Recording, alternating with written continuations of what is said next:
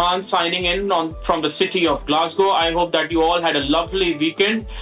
We will be discussing some really important issues tonight, and obviously, as you know, that summer monsoon seasons have struck Pakistan, and since Pakistan is one of the most impacted countries due to global warming and the impacts of global weather change, along with China and other parts of the world. So now we will be discussing that what factors impact Pakistan's issues with regards to global warming and how is it actually drastically changing the weathers in our region. We will also be talking about the situation between Congo and Rwanda, which was a conflict that spanned over decades, and it was now resolved by the American President Donald Trump, who seems very steadfast in terms of addressing the world's issues with regards to wars in the world. But we certainly hope that he really addresses the biggest war that is happening in the world. In fact, it's not a war. In fact, it's a genocide between Palestine and Israel, where Israel is unleashing whatever it has on the innocent people of Palestine. We will also discuss the situation that is happening in Gaza. We will further actually discuss what is happening between the United States and Canada. Without wasting any time, let's get to the story where we will be talking about global warming, because global warming and climate change is now drastically changing the weathers around the globe. Flash floods in countries located at Far East, like China, which is our neighbor, are affected by heavy rains, and intense heat waves are now witnessed in Europe as well. And the temperatures in Europe are also soaring up to 40 degrees Celsius. Let me tell you, I'm in Glasgow at the moment, and a place like Scotland, where even in the peak summers, the temperature used to get to 18 degrees, the temperatures are going to 30, and even in London today, the temperature has been around about 32 degrees Celsius. So this shows that how fastly is global warming and climate change impacting the world, and it is actually now impacting even the coldest places in the world that remain cold even during the summers, and this is a very, very worrying trend. We were talking about China. So flooding in China's southwest has actually driven more than 80,000 people away from their homes. As state media reported, a collapsed bridge forced the dramatic rescue of a truck driver left dangling over the edge. And when we talk about China, it is actually enduring a summer of extreme weather, which is very, very unfortunate, because there are heat waves which are scorching wide swaths of the country, while there are flash floods as well as a result of the rainstorms that have pummeled other regions. I've told you about Pakistan as well. So earlier, the National Disaster Management Authority (NDMA) has issued a countrywide alert warning of heavy monsoon rains and possible flooding in several regions of Pakistan over the next few days. So the NEOC, which actually talks about the impact-based weather alerts, it has actually issued multiple impact-based weather alerts in view of the expected widespread rain, wind, thunderstorms, accompanied by isolated heavy falls across various regions of Pakistan from the 29th of June to the 5th of July. So viewers, these actually the fresh weather advisory issued by the National Emergencies Operations Center (NEOC) of the NDMA urged precautionary measures against potential flash floods, and especially in mountains, because they can cause a lot of devastation, as we saw during the last few days, and urban flooding in major cities during this period, advising authorities to remain vigilant and public to follow the official guidance. It is very important, it is imperative that the public actually takes precaution measures as well, because unfortunately earlier during the subsequent week, at least 20 people have been killed across KP amid heavy rainfall and landslides, according to a report by the Provincial Disaster Management Authority (PDMA), and it includes the very, very unfortunate incident that happened in Swat, where more than 15 people were actually swept away by the flash floods, and even in Punjab, as many as 15 people have lost their lives since Wednesday. And the Provincial Management Disaster Authority said earlier there were around about 8 fatalities were recorded, which included children, when walls actually collapsed during the heavy rainfall. So this all is happening due to climate change, and scientists say that it is exacerbated by green gas emissions, and is actually a very, very big crisis for the world, and it is actually making this climate change even more intense. So this issue of climate change is a very worrying sign, and scientists and experts say that this can cause devastation more than the devastation caused by the COVID-19 pandemic, and the world continues to actually deal with the devastation caused by that pandemic. So this issue can be the world's Achilles heel, and we must really work together, and especially the developed countries which have high carbon emissions, they must work together, because Pakistan is one of those countries who don't even contribute to the world's 1% of carbon emissions, yet we are one of the highest impacted country by global warming and climate change. So we will continue to discuss this topic, as this is of great importance to each and every one of our lives across the world. But now let's go to stories from the world. So as we discussed in the intro, that there have been major diplomatic developments in the region as well, especially in the world, and there has been a major diplomatic development out of the continent of Africa, where the United States has brokered a peace deal between Rwanda and the Democratic Republic of Congo, in a region which is sitting on a treasure chest of rare earth minerals. And as you know, that ever since Donald Trump has actually assumed his office, he has had a very keen eye on the world's minerals and mineral-rich places in the world. And in a ceremony held in Washington and flanked by the United States Secretary of State Marco Rubio, who's the foreign ministers of Congo and Rwanda, signed a landmark agreement committing to end hostilities and stabilize the mineral-rich Eastern Congo. This deal, which actually builds on a 2024 framework, sets a clear timeline. Rwandan troops will actually withdraw from the Eastern Congo within 90 days. While both countries will form a joint security coordination mechanism within the next 30 days to monitor any issues and will actually verify the pullout. Let me further tell you that the stakes are very high, because the region holds massive reserves of tantalum, gold, cobalt, copper and lithium, which are critical resources for everything from smartphones, as we've covered earlier, to electric vehicles. And now with actually the Western investment on the table, especially with regards to minerals across the world, the message is clear. Peace means profit. As part of the deal, the Congolese military operations against the FDLR, a militia actually that roots in the 1994 Rwandan genocide, will conclude over the same period. That's the key, because I'll tell you that Rwanda has long insisted its military presence is to counter the threat posed by the FDLR and other hostile groups operating in the region, which are called the Hutu groups. These are actually militias, and Rwanda has actually denied allegations that it supports the M23 rebel group. But Congo, the United Nations and Western allies actually say otherwise. However, what is very telling, and it is more telling, that the Congolese negotiators dropped their earlier demand for Rwanda's immediate withdrawal, which actually is a big shift towards compromise that is seen after the United States actually did an intervention. Crucially, the agreement also commits that both nations to de-risk mineral supply chain and build joint value chains with the United States and Western partnerships in the mix. That's diplomacy with a price tag. I think there's no better word to define it. Well, it's a very interesting problem, and we will actually continue to cover this, because Donald Trump is actually really interested in the world's minerals, and Antonio Guterres hailed this as a breakthrough as the United Nations Secretary General. While skeptics actually remain, this moment could actually mark an overdue step towards an end towards the Africa's deadliest and most forgotten conflict. Beyond peace, this is seen as part of Donald Trump's wider push to secure rare earth minerals globally, from Africa to Central Asia, as a part of strategy to reduce the United States' reliance on China and dominate the green tech economy. So we will continue this story, and we will continue covering segments, because as we've been telling you earlier, that ever since Donald Trump has taken office from the 20th of January, he has had a very clear focus on the world's minerals, and this actually signifies what Donald Trump is looking forward to. We will be looking forward to similar such updates, and we will continue to update you. But let's take a short break. Don't go anywhere. Stay with us. Keep watching BOL News.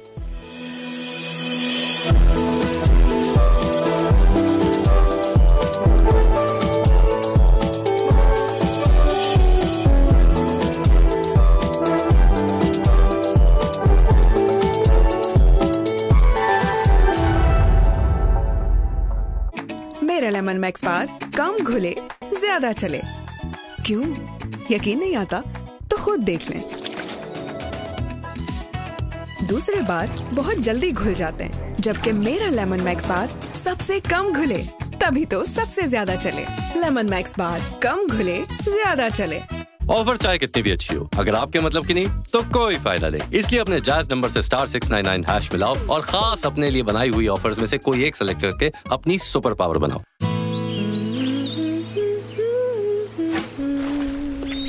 तुम बड़ा बड़ा गुनगुना रही हो? इसकी सफाई के गुण गा रहे हैं। पहला गुण लीमू, जो कपड़ों की गहराई में जाके मैल खींच निकाले। दूसरा गुण इसकी खुशबू, जो दे सफाई का महकता एहसास। अब से साथ में गुनगुनाएंगे। दुनिया के तमाम बड़े शहरों से वर्ल्ड वब पहुंचा रहा है हर खबर बोल न्यूज।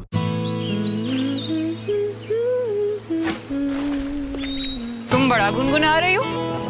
इसकी सफाई के गुण गा रहे हैं। पहला गुण लीमू, जो कपड़ों की गहराई में जाके मैल खींच निकाले। दूसरा गुण इसकी खुशबू, जो दे सफाई का महकता एहसास। अब से साथ में गुनगुनाएंगे।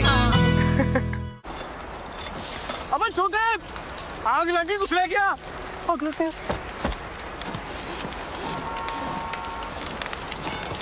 उस्ताद, अबे ये क्या है? 10 की 2 मिल रही थी उस्ताद। ऑफर चाहे कितनी भी अच्छी हो, अगर आपके मतलब की नहीं तो कोई फायदा नहीं। इसलिए अपने जायज नंबर से *699# मिलाओ और खास अपने लिए बनाई हुई ऑफर्स में से कोई एक सेलेक्ट करके अपनी सुपर पावर बनाओ।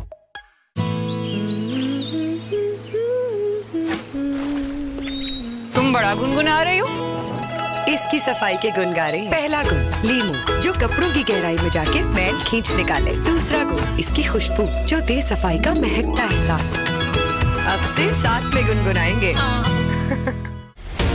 आजकल आप जहां भी देखें, सोशल मीडिया या आपके टेलीविजन स्क्रीन्स, ज्यादातर खबर के नाम पर आपको कहानियां बेची जा रही हैं। ये आधी सच्चाइयां और कयास आराइयां न सिर्फ गुमराह करती हैं, बल्कि जहनी दबाव का सबब भी बनती हैं। आज सहाफत हमारे लिए सिर्फ एक पेशा नहीं, बल्कि जिम्मेदारी बन चुकी है। हम सियासत से मईशत तक, सिक्योरिटी से इंसानी हुकूक तक, तमाम वो खबरें जो आपके लिए जानना जरूरी है, बगैर किसी सनसनी और शोर शराबे पहुंचाएंगे आप तक 1 घंटे में। मैं हूं अफसा कोमल। अब आपसे मुलाकात होगी बोल न्यूज पर, प्रोग्राम पॉलिसी पॉइंट के साथ। देखिए प्रोग्राम पॉलिसी पॉइंट पीर का जुमेरात रात 10:03 पर, सिर्फ बोल न्यूज पर। खबर ये है कि क्या हो रहा है, क्या हो सकता है, यह है तज्जिया।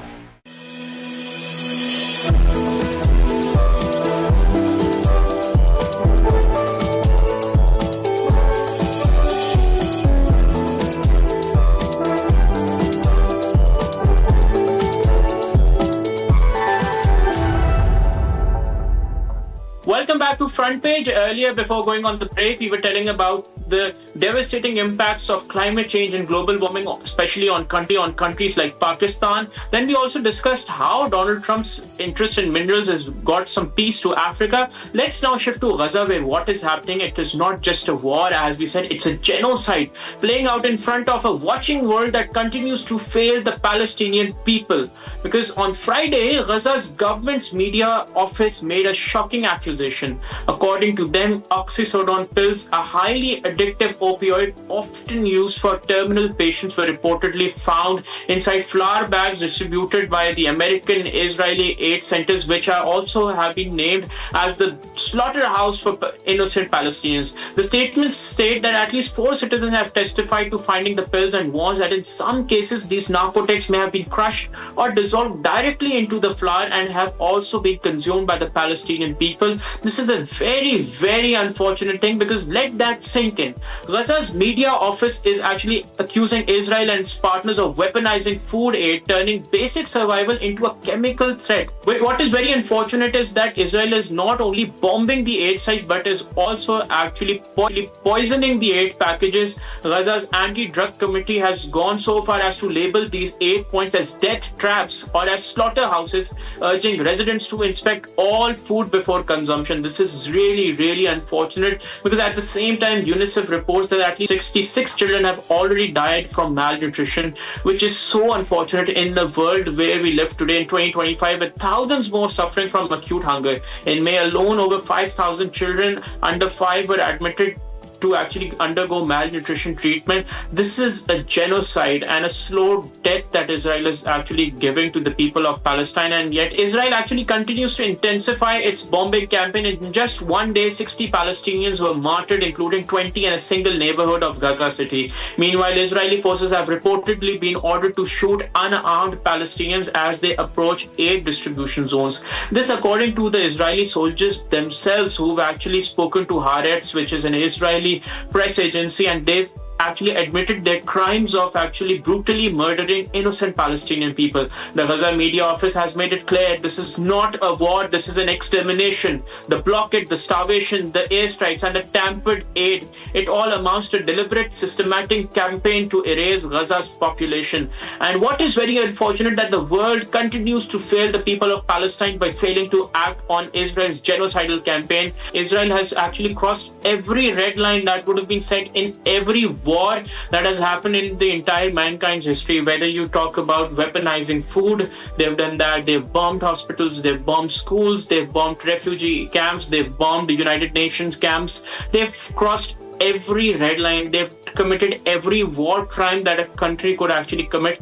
And this is why Israel is actually more or less, it actually comes across as a rogue nation. And what is very unfortunate is that none of the countries and none of the forums have actually held Israel accountable for what it has done.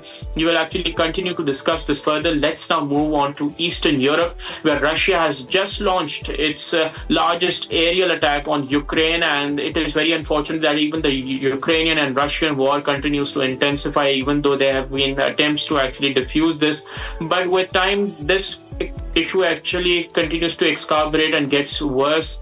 This continues to actually cause more instability, and ever since this war actually began in March 2022, it's been more than 3 years now, and it has caused devastation to no limits, unfortunately. According to Ukraine's Air Force, Russia fired 537 aerial weapons overnight, including 477 drones and decoys and 60 missiles. This attack actually spanned amongst multiple regions, even hitting the western Ukraine, far from the war and the borderlines. Ukrainian officials described it as the most massive airstrike since the full-scale invasion began, while Ukrainian air defenses intercepted 249 weapons and another 226 were jammed. The cost was certainly very high. In another development, a Western-supplied F-16 fighter jet crashed after sustaining damage during the interception, killing the pilot. It's a harsh reminder of basically how relentless the toll this war continues to exact on both people and equipment, as we've seen that millions of people have lost their lives, equipment worth billions has been destroyed,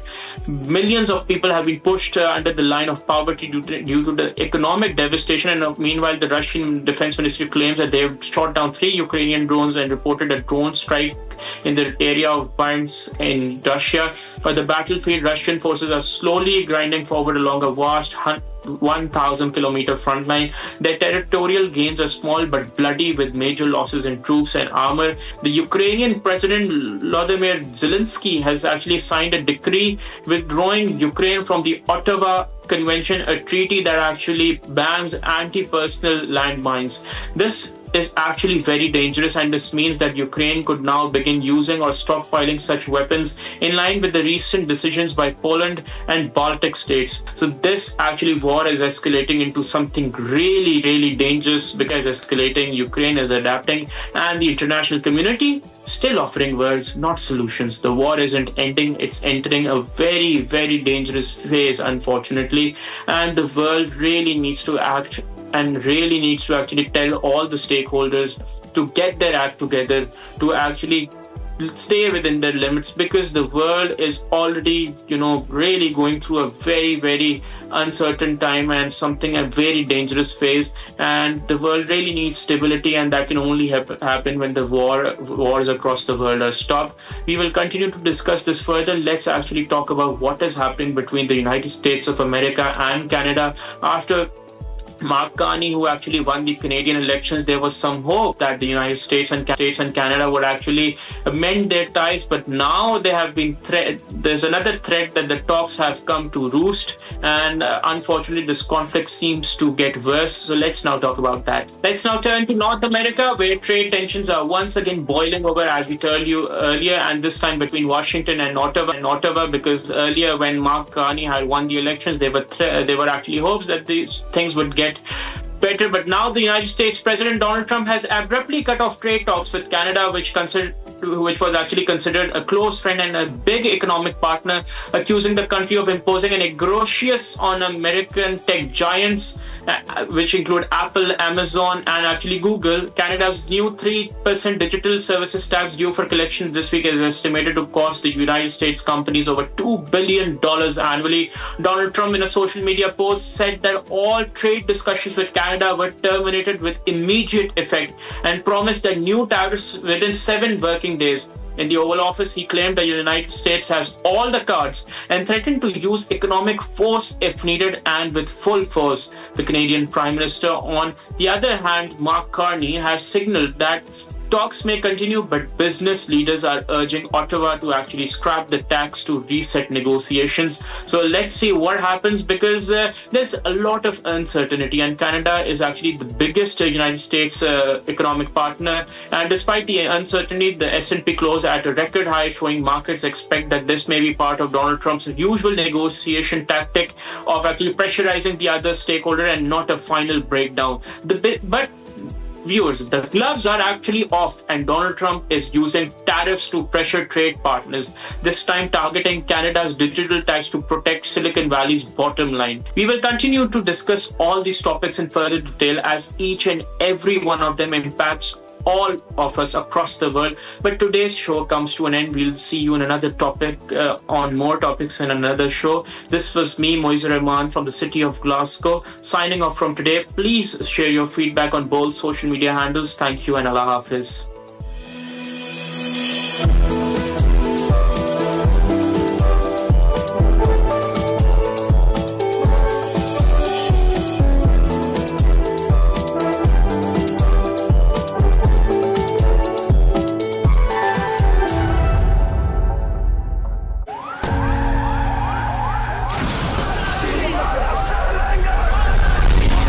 खबरें रुकती नहीं, न वक्त देखती हैं, न जगह। 4 साल हो गए लेकिन अभी तक काम कंप्लीट। गवर्नमेंट की इनएडिक्वेसी है, प्रोजेक्ट इतनी जल्दी नहीं बना पा रही है। तो क्या है, हमारे अंदर आने के लिए कोई जगह है? लोग हर लम्हा, हर प्लेटफॉर्म, हर स्क्रीन पर खबर तक रसाई चाहते हैं। मेरे नजदीक सहाफत सिर्फ खबर तक महदूद नहीं, असल मकसद है इंफॉर्मेशन को बेलाग अंदाज में पेश करना। मुझे वो हर पहलू उजागर करना है जो खबर को मुकम्मल और काबिल फहम बनाता है। मैं यहाँ हूँ ताकि हक़ाइक़ को साफ, मुकम्मल और बिला झिझक आप तक पहुँचा सकूँ, हर किस्म के दबाव से बालातर हो। मेरा यकीन है कि हक़ाइक़ खुद बोलते हैं और मैं उनसे बात करती हूँ। देखिए प्रोग्राम बोल रिपोर्ट्स विद बतूल, जुम्मा ता इतवार रात 8:03 पर सिर्फ बोल न्यूज पर। जहां बात सिर्फ खबरों की नहीं होती, वहां सवाल भी गहरा होता है और सोच भी। ये सिर्फ एक शो नहीं, ये है सवाल और सच का रास्ता, जहां हर टॉपिक का पोस्टमार्टम होता है बिना किसी प्रेशर के।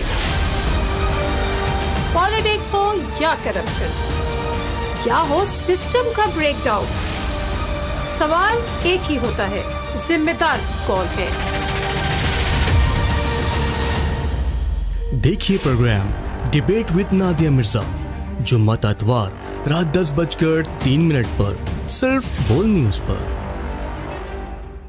दुनिया के तमाम बड़े शहरों से बर्फ पहुंचा रहा है हर खबर बोल न्यूज। मेहरबान खुदा सुनता हर दुआ,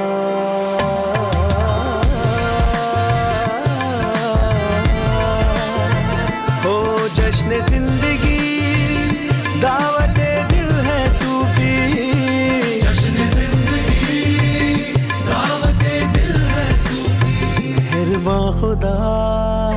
सुनता हर दुआ। सूफी, जो नाम है एतमाद का। दुनिया के तमाम बड़े शहरों से बर्फ पहुंचा रहा है हर खबर बोल न्यूज। सिंपली सूफी एक्सप्रेस, 7 साल के सफर के पीछे 70 साल का तजर्बा, इंटरनेशनल क्वालिटी स्टैंडर्ड्स के साथ हमारे बेहतरीन जायके भी। सिंपली सूफी एक्सप्रेस के पास पाकिस्तान भर का एतमाद भी। अपनाइयत के सफर में आपके साथ ने बनाई है हमारी एक अलग पहचान। हम हैं सिंपली सूफी एक्सप्रेस, हम हैं Pakistan. Simply Sufi express, I like it. This hourly clock is brought to you by lacrosse colour safe grey बालों को कलर करता है और ओरिजिनल कलर को इफेक्ट नहीं करता। Available in 5 shades.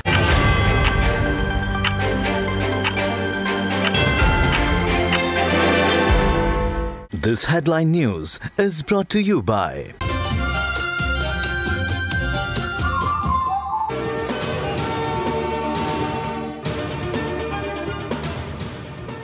भारत एकतरफा तौर पर सिंतास मुआहदा मुअत्तल नहीं कर सकता। भारत अपनी पॉलिसियों पर एक बार फिर नजरसानी करे। पाकिस्तान अपने शहरियों को भारतीय आबी जारियत के नतीजे में इरकमाल नहीं बनने देगा। नायब वज़ीर आज़म इसहाक डार का तकरीब से खिताब। कहा, भारत ने फर्स्ट फ्लैग ऑपरेशन की आड़ में पाकिस्तान पर जारियत मुसल्लत की। भारत ने पहलगाम वाक़े पर झूठा ड्रामा रचाया। कश्मीर आलमी सतह पर तस्लीम शुदा मसला है, इसके पुरअमन हल से खत्ते में अमन होगा। पाकिस्तान ने ईरान इसराइल जंगबंदी का खैर मकदम किया। पाकिस्तान ईरान के कानूनी मौक़िफ़ की हमेशा तायद करता रहा है।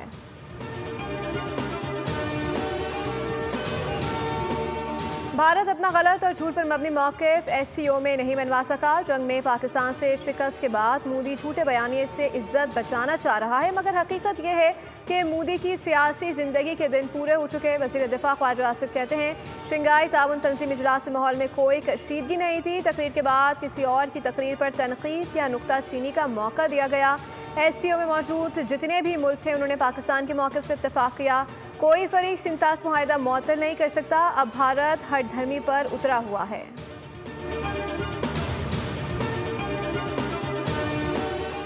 ऑपरेशन सिंदूर में जिल्लत तामीर शिकस्त। भारतीय फौज और मोदी सरकार के दरमियान तनाव बढ़ गया। भारतीय अफसरान ने शिकस्त का इल्जाम सियासी क़यादत पर डाल दिया। भारतीय नेवी अफसर का तैयारों के नुकसान का एतराफ़। इंडोनेशिया में तैनात भारत की दिफाई अताशी कैप्टन शिव कुमार ने कहा, भारतीय फ़िज़ाइया को तैयारों के नुकसान का सामना करना पड़ा।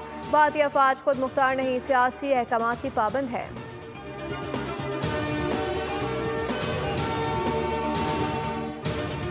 और कराची प्रेस क्लब के एतराफ़ असासा का एहतजाज। मुजाहिरीन की टोलियों की सूरत में CM हाउस आने की कोशिश। पुलिस की शेलिंग। पुलिस ने मुजाहिरीन को पीछे धकेल दिया।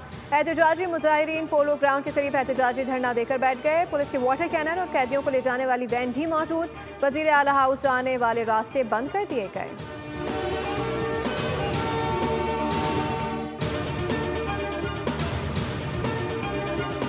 हेडलाइंस आप जान चुके हैं। अब आप देख सकेंगे प्रोग्राम न्यूज़ पंच। मज़ीद बाखबर रहने के लिए विजिट कर सकते हैं हमारी वेबसाइट bolnews.com। देखते रहिए बोल। ओह, कराची की नहारी। डोंट वरी मामा, पाकिस्तान जितने खाने बनाता है नया ब्राइट उतने दाग बताता है।